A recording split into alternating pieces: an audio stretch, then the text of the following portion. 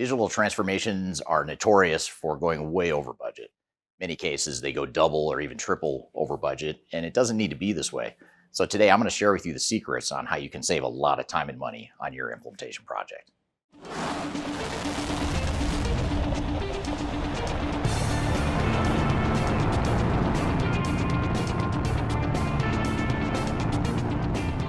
My name is Eric Kimberling. I'm the CEO of Third Stage Consulting. We're an independent consulting firm that helps clients throughout the world with their digital transformation journeys. We provide consulting and staffing services to our clients. And one of the things we noticed in the industry is that projects have historically gone way over budget. Companies spend far too much time and money on these projects. And most of that spend is by spending too much money on technology, but even more commonly is to spend way too much time on the technical implementation costs. Technical implementations really shouldn't be material or the biggest part of what you spend your money on, but yet that's the part that oftentimes runs way over budget.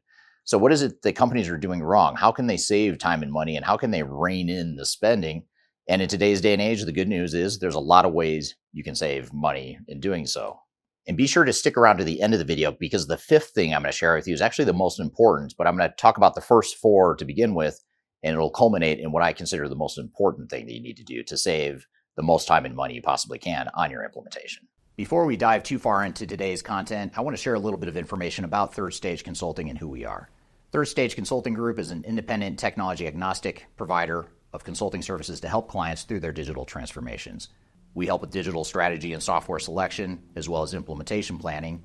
And during implementation, we provide services related to program management, organizational change, business process improvement, as well as enterprise architecture.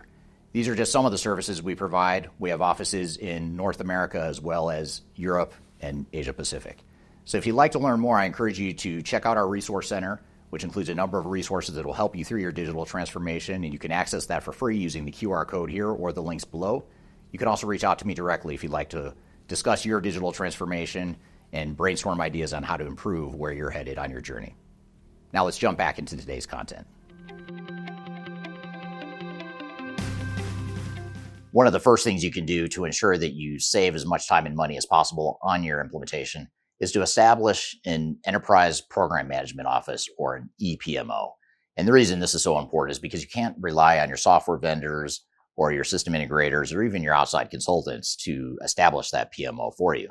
Now, software vendors and technical implementers will have a project manager, and they may tell you you don't need an EPMO because they provide the project manager, but their project manager is only managing one work stream within an overall program. Assuming you're treating this as a true business transformation with technical components as well as process improvement components and data and organizational change components and architecture and all the other stuff that needs to happen in a digital transformation, you're going to need a lot more than just a technical project manager from your software vendor. So what you need to do instead is establish an internal EPMO that establishes the ground rules for how the project will be managed. And again, this is something that you, the implementing organization, not the software vendors, should be defining and dictating. You need to define how you want the governance to work, who makes decisions, how long you have to make decisions, what criteria you use to make decisions, how you're going to manage scope, the time and cost, and all that stuff that goes into a project. And the EPMO also manages all the different vendors and resources that are working on the overall program. So your technical project manager that is managing your ERP system or your software rollout will have their own project manager that reports up to the EPMO. You might have multiple technology solutions you're implementing, in which case you might have multiple technical project managers reporting up to the EPMO. But then you're also going to have your process leads, your change management program, your architects, your integration team members, your data migration team. All these different people that are on the project, both internally and externally, should all report up through that EPMO. And that's ultimately the best way that you can ensure that you have visibility into the project and that you have control and decision-making behind how and where money is being spent on the project.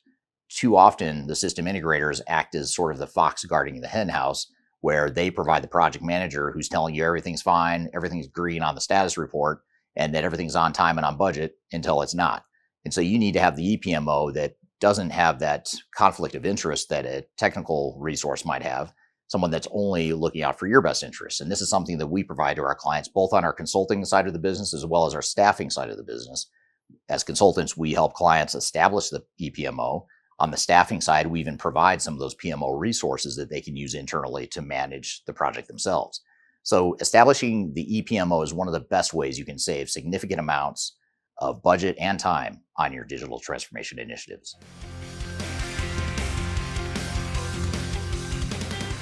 One of the most underrated values of artificial intelligence that we're seeing right now is not only how organizations can use AI to make their businesses better, but how they can use AI to speed up and save a ton of money on their implementations. I think this is a huge game changer for implementation project teams, or it should be. And it's going to be a big threat to system integrators. So they're not going to be super excited about this, but I'm going to share it with you anyway. But there are AI tools that take away a lot of that grunt work that you're paying your technical consultants to do. For example, requirements definition. You have people that you're paying hundreds of dollars an hour to document business requirements, to prioritize business requirements, to collate notes into a prioritized list of business requirements. There's a lot of different things that can be automated using AI. And for example, at Third Stage Consulting, we have something called Mission Control AI that we offer our clients, and we also offer people that aren't clients. You can reach out to me to learn more about this. I'll include my contact information in the notes below.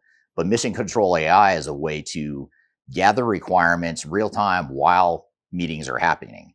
So while we're in workshops with our clients, an agent is actually on the meeting, taking notes and transcribing, but also translating those meeting notes into prioritized business requirements, into change impacts, into integration needs, into other technical specifications, and things that historically have taken a lot of time and money being spent on expensive outside consultants. And when you get into testing, for example, that's another area where you can automate a lot of that using AI. Any sort of creation of deliverables, any sort of risk assessment, all those things can be sped up by using AI, and you don't need to pay consultants an arm and a leg to accomplish those things. So look to AI as a way that you can really slash your implementation costs.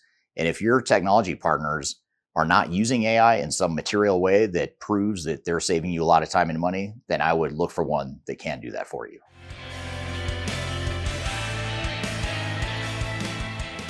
It's just a fact that companies that invest in change management early are going to save a lot of time and money later on downstream. Reason being is that the companies that understand what the change impacts are going to be, the ones that understand how the culture is going to be impacted, the ones that understand where the areas of resistance are going to be, those are the ones that see where the landmines are. They know where not to step. They know how to navigate through the landmines. The ones that don't start change management early get surprised when they step on a landmine and realize they have hit a nerve that's causing a lot of resistance and a lot of chaos within the organization. And ultimately, that sort of chaos and resistance is what delays projects oftentimes.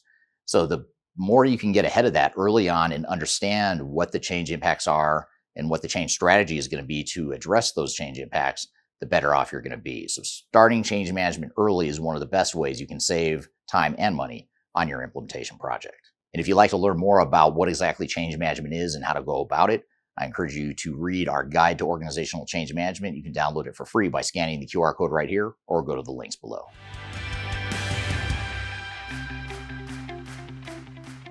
Ultimately, the companies that are most cost effective in their implementations are the ones that know how and when to pivot.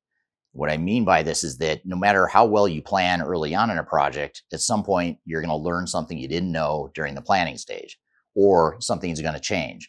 Either the technology is going to change, or maybe your business has changed in the duration of the project. You might have acquired another company. You might have entered a new market that has changed the requirements of the business. And so recognizing when and how to pivot is really important to not only navigate the changes, but also to navigate the things that aren't working. Oftentimes you get into these projects and you start realizing that the certain part of the project that we're spending all this time and money on just isn't working. It's becoming a money pit. We're spending way too much time and money on this one part of the business. So maybe we pivot. Maybe we kick that part of the project down to phase 2 or 3, or maybe we pull it out of scope, or maybe we find a different solution because whatever we're trying to do here isn't working. So rather than continuing to beat your head against the wall and have the software vendor tell you that everything's fine, just keep doing it and keep spending more time and money on the problem, why not pivot? And the organizations that know how to pivot and change and adapt, those are the ones that ultimately save a ton of time and money. Now, a lot of why this is so challenging for organizations is partially because the software vendors will oftentimes hide the problem or convince you that everything's okay, but also because organizations don't anticipate or don't understand what the problem is. And so having an objective party that can help you through that and help advise you and look over your shoulder while you're going through the process, that's something that can help you proactively identify the challenges before it slows down your project and racks up your budget way more than it needs to. So one thing you can do is learn how to pivot and learn how to make better decisions in terms of how you manage the project and how you change course as needed throughout the transformation.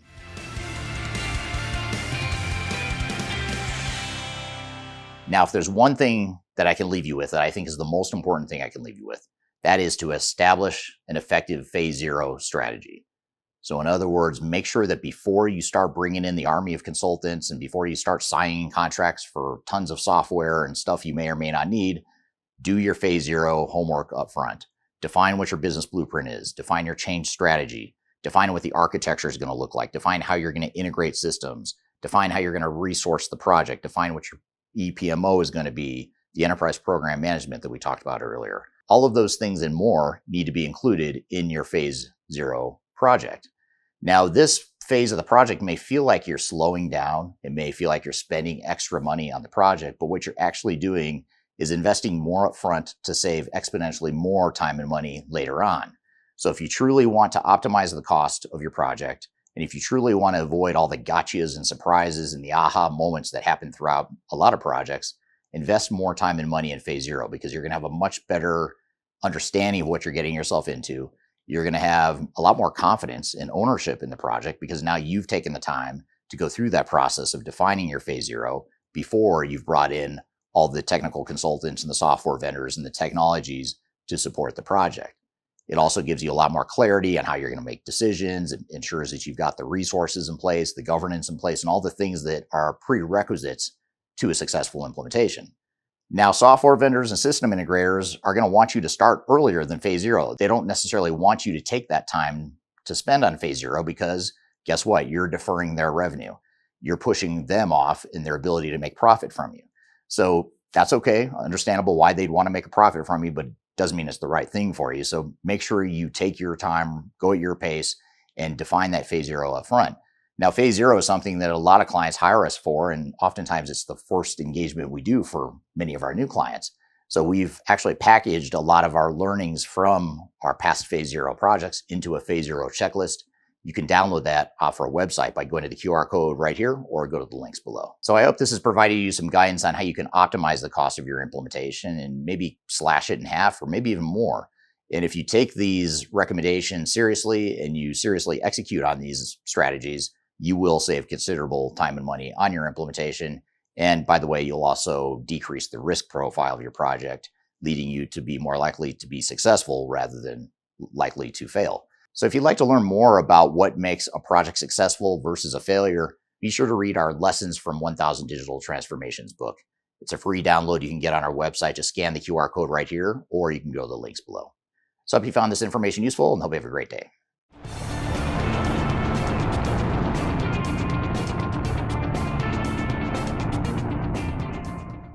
Does that sound too like I'm going to do a commercial? A little bit. One of the unspoken, nope, it felt a little Geico. So I hope this has given you some good guidance on how you can save time, Time and money. time and money